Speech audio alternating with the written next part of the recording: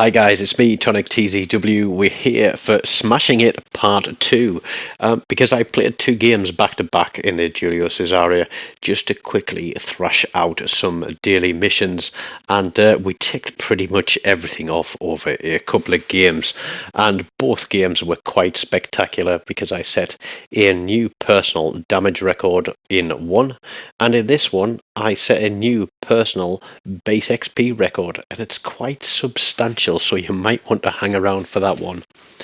Now, as you can see, there are a lot of cruisers in this game, one battleship and one aircraft carrier, and knowing how well this ship plays, I was thinking this is Kraken Central and Dev Strikes all round.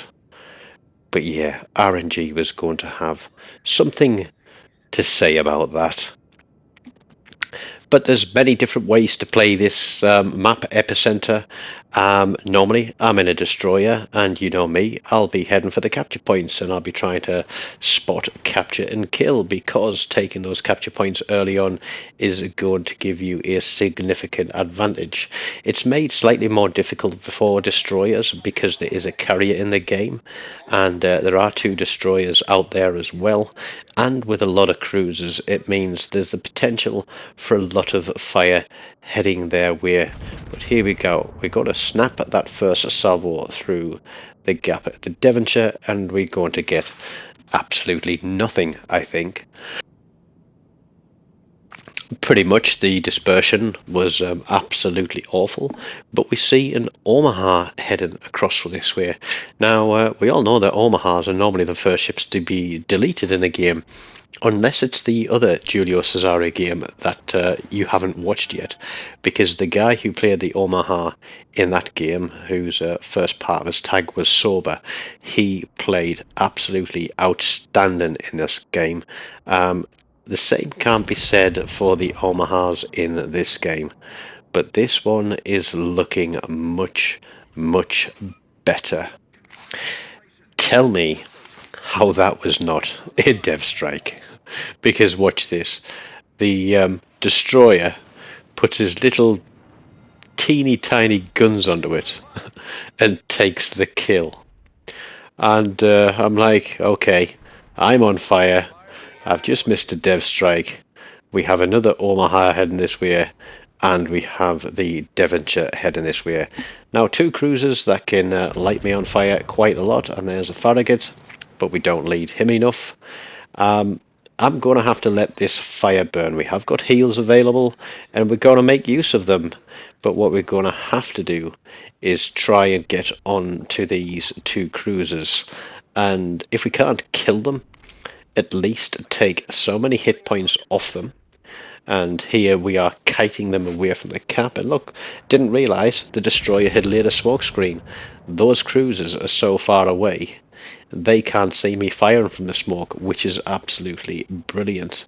So we can let this fire tick down, and we can sit and we can wait for a reload, and we are completely unseen. I don't feel threatened by destroyers. I don't think they're anywhere near us, so we're looking for who the best target is. This destroyer, he is pushing the flank, and I think, to be frank, he's probably hunting the carrier, and we waste that salvo, and because I think that was the Serov picked him up for a dev strike. So the Omaha is out there now. He's now sailing around in the middle of the map, feeling quite lonely, having had the other Omaha and the other cruiser disappear. And oh look, he's going to turn into the cap, bow into them, broadside to me. What are we going to get at this time? Let's have a looky see. Yeah, a tickle, and then an absolute paddling with a citadel shot, leaving him with next to nothing, and I'm quite sure that somebody else on the blue team is going to pick this guy up.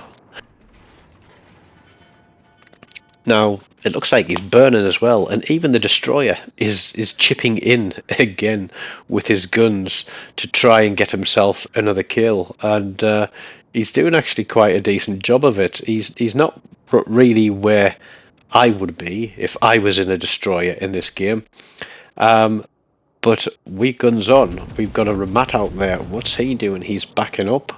I fired at him, but I think he is going to start moving forwards. But let's have a look. We are what? We're well up on ships in comparison to red team with 6 players 4. Everybody's pushing this Ramat now. He starts taking some fire. I think he's overrun his smoke screen, but let's see what we can get out of this one. There's his smoke. So we put 3 out, and then just in case he stops suddenly, we put 1 where he sat at the moment. But it's the first 3 turrets that slap him for 14,000, I think it was. 14,000 hit points with a couple of shells and a drop through the citadel. Now this is where our team's going to go wrong. Now I'm not going to shoot at the Fubuki that gets himself spotted here, but our destroyer is a Jaguar. He's got no smoke, and he's running in that Moccasin, who's going to be expecting torpedoes, but it looks like he's put them through his smoke screen belonging to the Fubuki.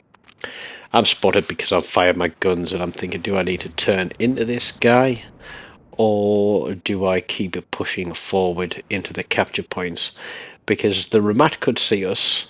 Now he can't, so he can't spam us, but he's going to be able to see us again in a minute when we put a couple more shots out on to this Moccasin. But here we go, 2 turrets and 2 turrets. We get a tickle, and we get not much, apart from a high caliber badge. But there we go. Now look, these cruisers are backing up, but they're not interested in the destroyer, even though he's spotted. They are shooting at the Moccasin. Now I'm going to go on the Moccasin because it's battleship versus battleship, and I wouldn't actually be able to get my shells onto the Fubuki from this position. But here we go, rotating the turrets. We get a couple more decent hits on the Moccasin. We pick up a Confederate, so as I said in the last video, that is hitting at least 6 ships for 20% of their health, and a high caliber is scoring as many hit points as at least, or is scoring as many hit points as 30% of the overall red team's hit points. So we've certainly been cutting about and doing our work in this match already. And I mean, I'm going to say it, the Giulio Cesare is a big bully down at tier 4. If you've got a tier 3, tier 4 game, you pretty much rule the roost. You can't go wrong. If you've got a tier 4, tier 5, yes, you've got to play a bit more carefully, but you can still cause some serious damage. Now, if you've been on the channel for a long time, you'll know there's a video out there, and it's called Peeing Off Pobeda. And it's a game that I played in the Jutland, where I'm up against a carrier, and it was a very, very good demonstration, if not perfect demonstration, of how to counter Russian aircraft carriers in a destroyer. And the trick is to always turn into their attacks. And I actually did the wrong thing in this game, and I'll point that out when I come to it. But I do the right thing a couple of times before I do the wrong thing, so you'll be able to see how effective this tactic is. So we've got torpedo bombers running in on us, and the Soviet or Russian torpedoes take a long time to arm. So if we turn into them with the speed we've got, we can actually run into those torpedoes and soak them before they arm, and so they can't do any damage to us. We soak the ones that would hit us for damage because we close them down. So looking at where the carrier's planes are coming from, we know pretty much he's behind the island, and he's bringing dive bombers in this time. And we all know that the Skippy bombers are designed to be launched broadside, But wait till he's turned his run and he's committed, and you turn into him again. Now, you're not going to avoid everything in a battleship, but watch how the bombs skip. There we go. We take one on the nose. That's it. He's got to bring something in again, because Russian carriers obviously only get one run per squadron. So he's definitely hiding behind the island. That's where his planes are heading back to. He's coming in with torpedo bombers again. Let's see what we're going to do now. We're going to turn into these torpedoes, and I think he's learning now that I know how to counter him, because he drops those torpedoes a lot further out than he did previously.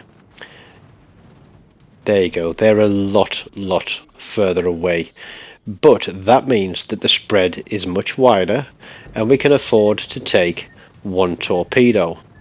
And this is where I do it wrong, because watch, instead of turning into him coming into the attack, I'm turning out so that I can get all my turrets onto the carrier. Now, the torpedoes do pretty low damage and I am quite healthy, so I think I can afford to soak a few torpedoes here, but just how many I can afford to soak, I don't know. But there you go, look, turning out from a Russian carrier's torpedo attack is probably the worst thing that you can do. So there we go, we take 1, 2, we take 3, I think there, but we've got them spotted. 2 turrets out from the back, and we don't lead them enough there, but we're going to watch for that fall of shot. Let's have a look. Nope, not good enough. So the front 2 turrets are away on him now. The destroyer eats a full broadside of Skippy bombs, which is exactly how you don't do it. And we finish with 113,722 damage. We only get the 1 kill on the carrier, but we get a High Caliber, a Confederate, a solo cap, and a cap assist with a fist full of Citadel shots. But this was the thing that surprised me most.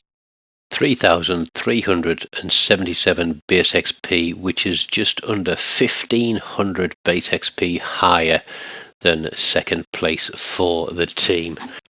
So if you've enjoyed that one, please do smash the like button. You can leave me a comment, let me know what your favourite tier 4 battleship is if it's not the Giulio Cesare. And don't forget, now you can support the channel with a membership for as little as 99p a month, or you can just click that little dollar icon down in the bottom corner of the YouTube screen, and you can leave me a tip as well if you'd like to. Take care of yourselves. Goodbye.